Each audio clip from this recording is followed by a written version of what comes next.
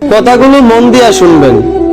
গাধাকে যখন সৃষ্টি করা হলো তখন গাধাকে বলা হলো তোমাকে সকাল থেকে সন্ধ্যা পর্যন্ত প্রচুর পরিশ্রম করতে হবে, সারাদিন পিঠে বোঝা বয়ে বেড়াতে হবে, খেতে পারবে শুধুই ঘাস, তোমার মাথায় কোনো বুদ্ধি থাকবে না, আর তোমার আয়ু দেওয়া হবে 50 বছর।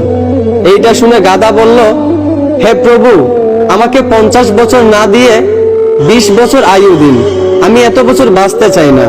সৃষ্টিকর্তা তার এই কথা মঞ্জুর করলেন। তারপর যখন কুকুরকে সৃষ্টি করা হলো তখন কুকুরকে বলা হলো তুমি হবে মানুষের একজন কাছের বন্ধু, আর তোমার খাবার হবে মানুষের থেকে যাওয়া জুটা খাবার, আর তোমার আয়ু দেওয়া হবে 30 বছর।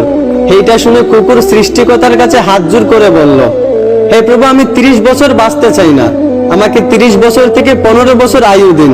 সৃষ্টিকর্তা তার এই কথাও মঞ্জুর করলেন।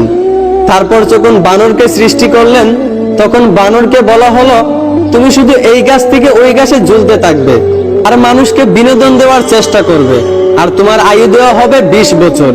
এইটা শুনে বানরও হাত জোড় করে সৃষ্টিকর্তার কাছে বলল, হে আল্লাহ, আমাকে 20 বছর না দিয়ে 10 বছর আয়ু দিন, আমি এত বছর বাঁচতে চাই না।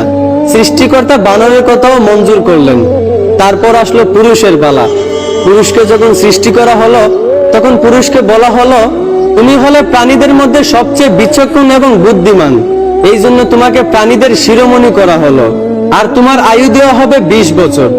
এইটা শুনে পুরুষ সৃষ্টিকর্তার কাছে হাত জোড় করে বলতে লাগলো, হে প্রভু, 20 বছর আয়ু একদম কম হয়ে যায়, আমি আরো বেশি দিন বাঁচতে চাই, আপনি বরঞ্চ গাধায় যে 30 বছর আয়ুটা ফিরিয়ে দিয়েছিল ওই আয়ুটা আমাকে দিয়ে দিন, আর কুকুর 30 বছরের মধ্যে যেই 15 বছর আয়ুটা ফিরিয়ে দিয়েছিল ওই আয়ুটাও আমাকে দিয়ে দিন, এবং বানর 20 বছর থেকে যেই 10 বছর আয়ুটা ফিরিয়ে দিয়েছিল ওই আয়ুটাও আমাকে দিয়ে দিন।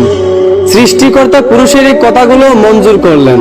তারপর থেকেই ছেলেরা 20 বছর পর্যন্ত পুরুষ হয়ে বাঁচে, আর যেই 30 বছর গাধার থেকে চেয়ে আনা হয়েছিল সেই 30 বছর পরিবারের বোঝা পিঠে বয়ে বাঁচে, ঠিক একদম গাধার মতোই। বাকি 15 বছর সন্তানরা যা দেয় তা খেয়ে বাঁচতে হয়।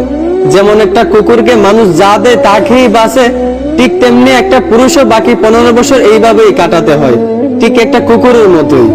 আর বাকি 10 বছর পুরুষদেরকে বানরের মতোই বাঁচতে হয়।